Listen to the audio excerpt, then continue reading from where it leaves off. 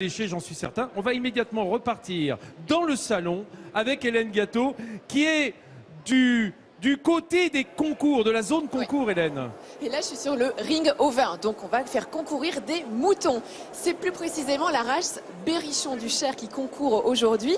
Et là, on a déjà des vainqueurs. Alors, on les voit d'arrière, puisque c'est finalement la partie qui intéresse le plus les juges et les éleveurs. Ici, on a jugé des mâles, des béliers. Alors, on les juge sur quoi? Eh bien, pas forcément sur la chose qui pourrait attirer le plus votre regard, mais plutôt sur les masses musculaires qui sont ici, puisque c'est une race bouchère et qui va servir aussi à l'amélioration de races rustiques qui sont plus longilignes, de façon à avoir une meilleure conformation musculaire des agneaux. Donc ici, on regarde la masse musculaire de ce qu'on appelle les gigots, mais également la masse musculaire au niveau des épaules. Donc là, c'est vraiment une race, vous le voyez de toute façon, assez costaud. Alors, les mâles sont jugés à la fois tondus, comme ces deux-là. Là, c'est le vainqueur jeune et là, c'est le vainqueur adulte. Mais ils sont également jugés avec la laine. Alors on voit pas trop la différence, oui je suis d'accord, entre le jeune et l'adulte. Et ici on les juge également avec la laine. La laine c'est important parce que là on voit vraiment le standard précis de la race. Ça m'ennuie de vous faire voir que des arrière-trains de moutons. Ici même, le concours se poursuit. On a déjà jugé. On voit pas très bien leur faciès, en revanche, oui, Hélène. Mais je sais, Vincent, mais comme je te disais, c'est ce qui est le plus important, malheureusement, c'est l'arrière-train de ces moutons. Alors ici est en train de se jouer le concours pour les brebis, car on les juge également.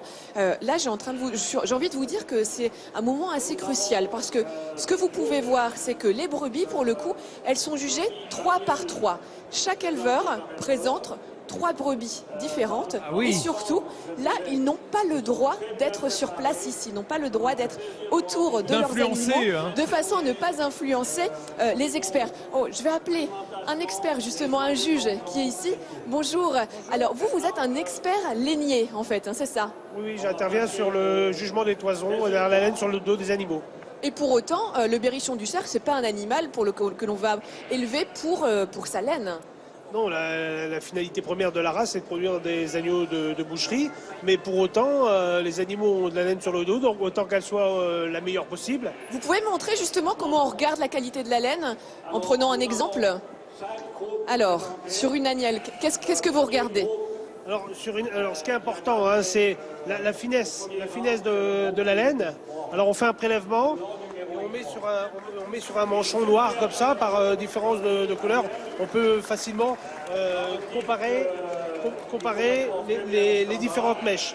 Ça c'est un critère. Moi, je vois pas trop la différence là entre les deux. Alors, c'est normal parce que là, on a un lot de 3 femelles issues du même élevage. Et justement, les femelles concourent par 2 ou par 3. Et les éleveurs les choisissent avec un maximum d'homogénéité entre les 3 individus. Parce que la qualité première d'une laine, c'est l'homogénéité sur l'animal, sur l'ensemble de l'animal, de la tête aux pieds, mais aussi entre les différents animaux. D'accord, très bien. Bon, vous voyez, c'était un exemple de la façon dont on juge la laine. Et puis moi aussi, je vais passer ma main un petit peu dans cette toison pour voir la qualité.